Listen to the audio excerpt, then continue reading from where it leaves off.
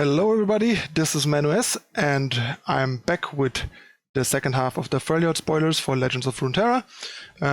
As I said, time to try and do some catch up to get the latest spoiler reviews out for you guys, and this time it's time to talk about Trundle and his gang. So you know the drill. Before we dive into it, please subscribe down below. There's still a lot of you watching that haven't subscribed yet, so please consider doing so. It's free and it helps the channel grow.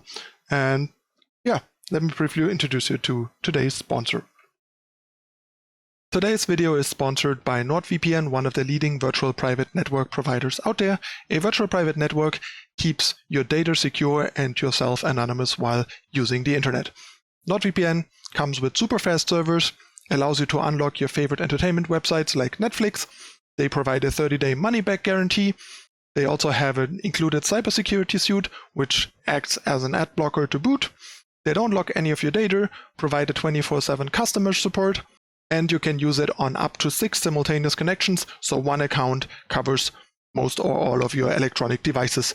And most importantly, they don't have any bandwidth limit, so you can use it non-stop without it getting throttled, which is particularly important for heavy users like us. It also won multiple awards and comes highly recommended by top technology experts. So if you're still surfing online without a VPN, now is the time to change that. Get NordVPN now, 70% off for a 3-year plan, including 1 month extra for free using the code ManuS or the personalized link in the description down below. And now on to today's content.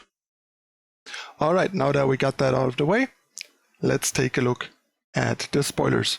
Once again, I'm using the full sheet, since it's just pretty well done, and I hope it's readable for you guys on screen. First off, we have Trundle. He's a 5-cost 4/6 regeneration, and when he's summoned, you create an ice pillar in hand. And if he has seen you play ice pillar, I'm still like really getting thrown off by these weird wordings. If I've seen you play ice pillar, level up. Ice Pillar is an 08 vulnerable for 8. On play, you refill 8 mana, so it virtually costs 0 mana, but you need 8 mana to play it. When you play it or at round start, you give the strongest enemy vulnerable this round. So you can either challenge and kill it with a real unit, or you can use Ice Pillar to sort of block opponents, just kind of like with Trundle in League of Legends. On level up, he turns into a 5/7 and gets Overwhelm in addition to regeneration. And on attack, he gets +1/+0 for each 8-cost card you behold.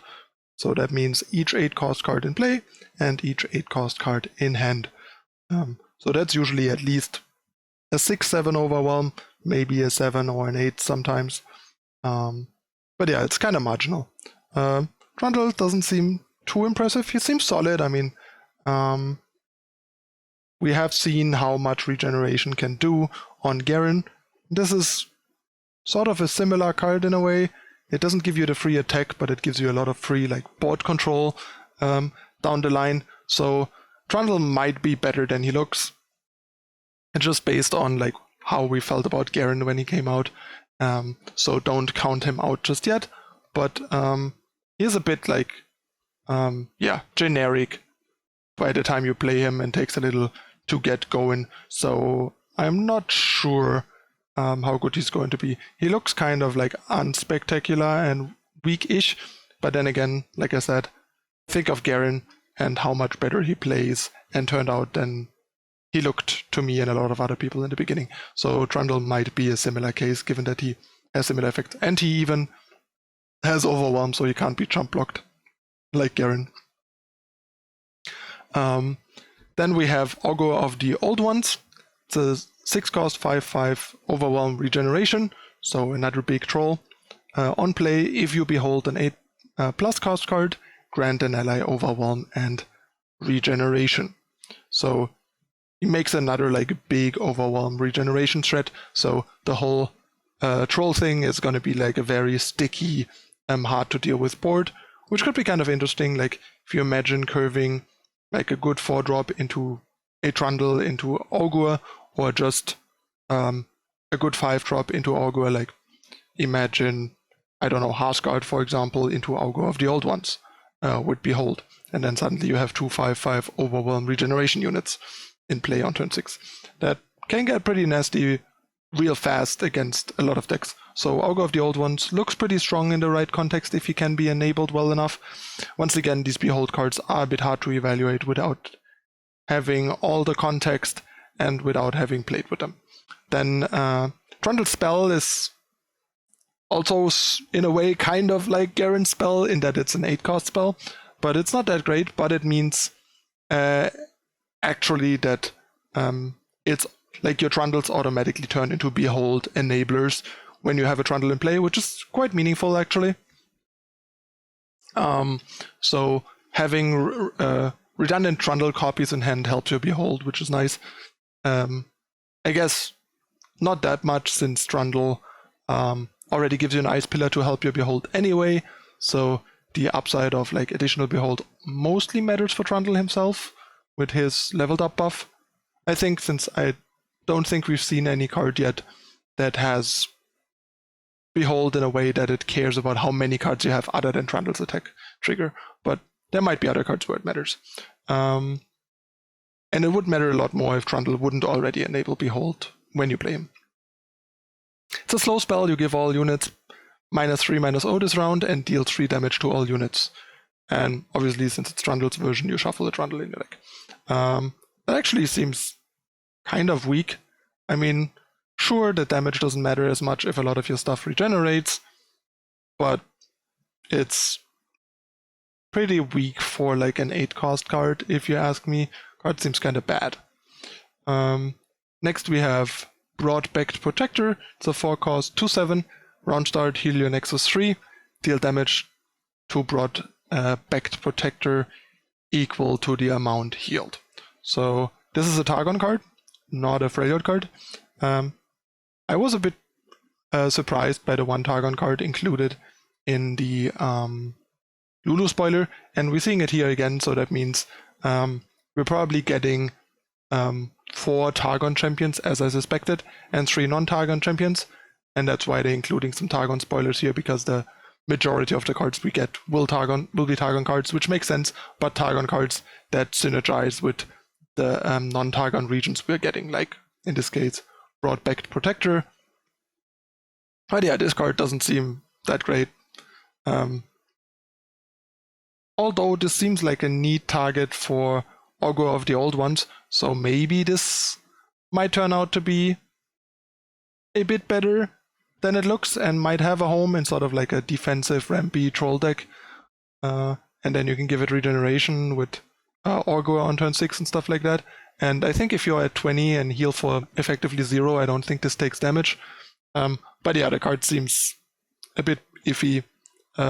Maybe it's better than it looks and there might be a home for it, but in a vacuum it seems kind of meh.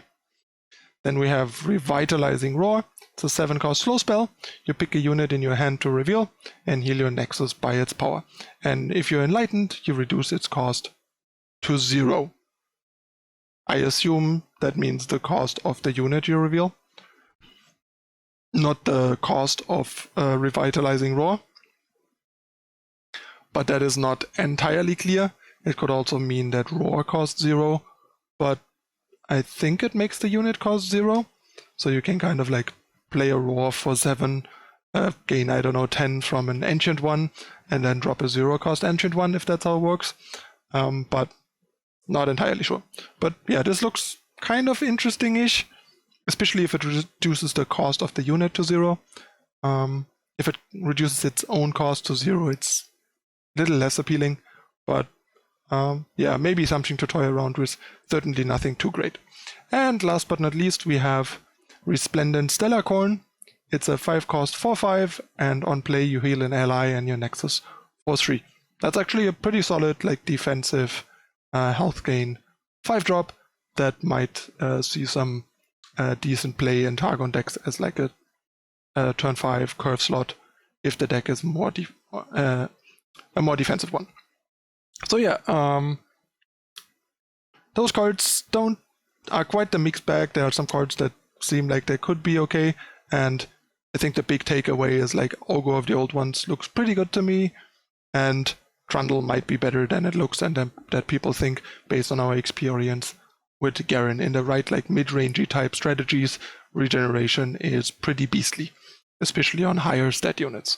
And a 4/6 instead of a 5/5 regeneration for 5, it's not that much of a difference, and he generates sort of like a bit additional value where Garen doesn't.